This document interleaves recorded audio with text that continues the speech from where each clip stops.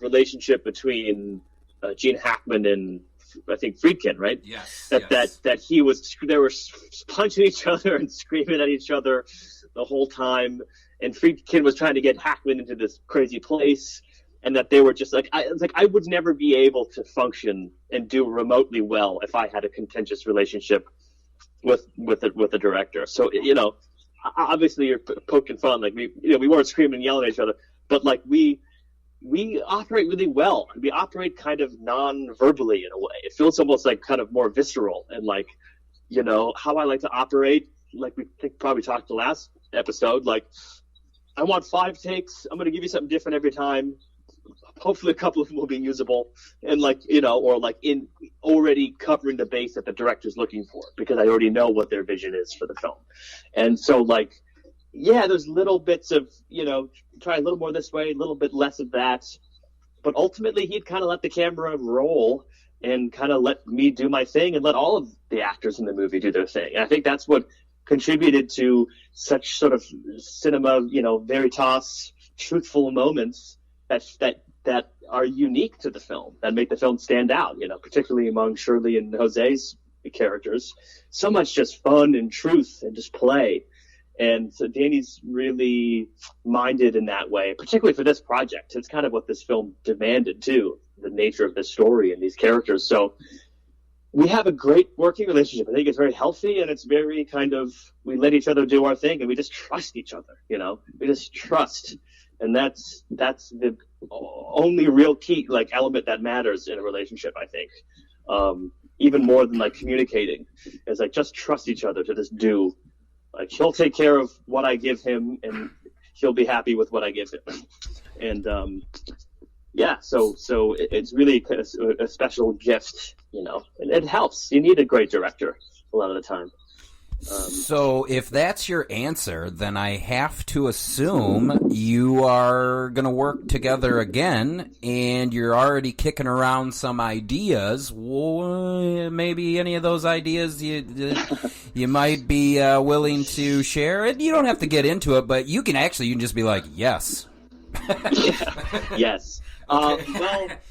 Well, Danny's been busy. He's been pitching for all sorts of big, awesome movies, and he's kind of in this whole new echelon of of the path he's on. In fact, he's on a sort of writing hiatus for like 6 weeks, traveling around this country. So he's kicking around the next idea, yet to be sort of told to people. But so for the time being, there's a bit of kind of, he's going that way, I'm going this way. But not to say that we wouldn't both love to and definitely will work together in the future. So no definitive answers, but I'd be surprised if we never work together again. Well, what's next for you? Because obviously I think the audience tends to forget this is, I'm sure, principal photography for Beast was 2 years ago, 3 years ago, So this is now making its run. What's next for Will? Yeah, that's funny. Yeah, we shot August 2018. Damn. So, people don't know that. What is it, June? Almost June? Yeah, so it's a long time ago. So, what's been next for me, something I mentioned on the film, or on the podcast last time with you, Sean, was the project I just shot in New Mexico, a feature film that I co-wrote and acted in, that is in post now. That's sort of on its way out. Is kind of the next thing that's about to be born. But it's it's like the actor's life, sort of back to the drawing board. You're like auditioning. I do a short film about every month with different people. Good for you. Be a grinder. Be a grinder. Yeah, man. It's always that sort of hustle and just trying to educate myself, watching old great films, reading the books, and it's just kind of continuing to set the sort of foundation in a way. It feels like where I'm at. So which one in New Mexico? Are we talking See You Then? Are we talking Teardrop? Which one are we talking? Right. So you've looked at my IMDb page. This will be, it's actually called Jessica as of now, the working title. Jethica. and I play a ghost who is a stalker who is stalking this woman, and he has a lisp, and it's kind of a horror comedy psychological thriller in a way. I cannot wait to see this. Now, do you have a lisp? I do not. No. Oh, this damn was it! Something that was sort of born in rehearsing. I'm trying to love you, Will. Why won't you just let me love you? We gotta be able to hang on something endearing here, sir. It can't just be these interviews alone. You just need to see me smile a bit. I'll send you some pictures, and then you won't get so angry with me. But so that's kind of the next feature, and then I've got little walk-on roles. It's part of the cool thing with like the Vanishing Angle Jim Cummings universe, and all the directors I kind of work together that he produces for. Oftentimes we'll all kind of have little walk-on cameo roles in each other's films. So there's a great film called See You Then by Mari Walker, just played at South by, that I play a guy walking by in. And then they have a film at Tribeca called The Beta Test that Jim co-directed and wrote and stars in, that I play a tiny role in that. Yeah, I think that one's sold out in seconds at its festival premiere, if memory serves. Yeah, it's wild. Then that's like in a week or two, I think, right? The June, mid-June or something, Tribeca. And then the next tweet that I read of his said something about meeting him down at a courthouse for something, and I was just like, what the hell is Jim doing? Oh yeah, he's on occasion gets sort of politically, socially active, and was garnering attention for a protest. We don't. I was just poking fun. Jim, relax. We're just having a good time here. All right. So Beast stars Shirley Chen, Will Madden, Jose Angeles, Courtney Dietz, Daniel Rashid, Anissa Matlock, Stephen Ruff, and on and on and on. Cinematography by Kristian Zuniga, editing by David Brundage. Also, your brother had a hand in the editing as well as also with Pete O. So, before I get you out of here, of course, I have to make my speech to you. I know that I've already blown smoke, but I have to blow smoke again. And we don't have to end right now, but I do want you to hear this. Like, I think everybody is a part of something really special with Beast. I'm sure you've already heard it before, because, I mean, you guys got write-ups in Variety, Hollywood Report, you name it. And I can't stress this enough to the audiences. The performances, to my audience, the performances were, by the actors and actresses, so real. Such a heavy, visceral impact.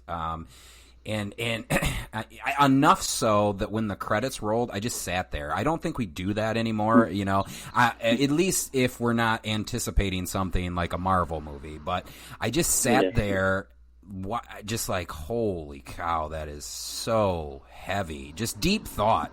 And then, of course, the post-credit sequence comes up again, and I'm just sad all over. I'm like, oh, God damn it. You knew exactly what you were doing when you put that in there, you sons of bitches. Sit there just all upset. Yeah. But I believe it's a must-see, not only for the young crowd, because I say coming of age and, some of the late teens, 20-something. Oh, okay. But also the young crowd, also the older crowd. I think this operates on both. Like, I do think that you have to be mature to watch this movie. Sometimes the 17-year-olds are more like 11. But I do think that this is, you got to be mature going into it. But I think it plays to a very wide demographic, and I think it raises super, super heavy questions about our culture. I really do, the culture in the States, because I don't know if you remember when we had talked last, but I'm actually co-writing a Malaysian Western revenge story with a pretty well-known Malaysian director out there, and we talk all the time, and he's just like, dude, what the fuck is going on in your guys' country? Whether it be the COVID thing, whether it be, I mean, he went ape shit about the whole Capitol riot, like, and he's just like, what is happening? So it raises huge questions about our culture. I think it also has very deep philosophical and psychological questions that I think that we need to address as a country. I really do. And I know that the way that you guys kind of close out Beast, it's, I think, like I said when we started the show, like it's eerie to me that all characters can be identified with instead of the two that we are supposed to identify with. And I think that's when you've made something kind of different and original and unique. And I don't say that lightly, because I kind of come from the camp that it's very hard to be original these days, and I think that's not the case here. I think that this piece stands on its own. And like I said, you're gonna sit here after the credits roll and just go, wow, that was real. That was so real, and such just perfect execution. So I just wanted you to know that, sir. Well, thank you, man. Thanks. Yeah, we're always trying to run me over. We're always trying to, get find something original, or at least truthful, even more importantly, that people can connect to. And the best compliments we've gotten has been like, I've related to these characters, didn't like them per se, didn't love them, but I got where they're coming from, which has been the coolest feedback to get. Well, Will, as per usual, you blink, and we work well off of each other, sir. I want you on again, but I think I do have an expectation, though. You can't come on again until you're a nice guy. You can't. We got to do something where I'm like, hey, Will's the lead. It's a romantic comedy. Boy, is he lovable. Boy, is he, I just want to pinch his cheeks, It's got to be something a lot, well, maybe it doesn't need to go full top 40 rom-com, but it would be nice to have you on the show where there's not this existential dread that I'm, contemplating as I'm speaking to you. But, I mean, folks out there, for you guys listening,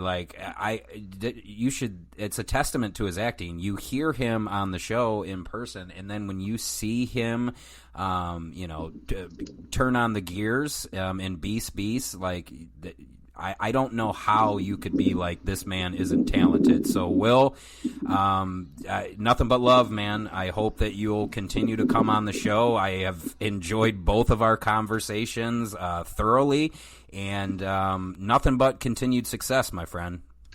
Thank you, Sean. I appreciate that, man. Thanks for having me. Absolutely. And we know how this goes. Ellis Cinema, ELLISSINEMA, Ellis Cinema Podcast, Facebook, Instagram, and Twitter. Beast can be rented everywhere now. Amazon Prime, Google Play, YouTube. You can get Beast now. Maybe you prepare yourself for it a little bit. If you're loving this sunny day, maybe don't sit down and watch it like I did. But make sure you see it and support this film, because it's one of the truer coming-of-age stories I've seen in a while. Beast, Will Madden, Ellis Cinema. We gone.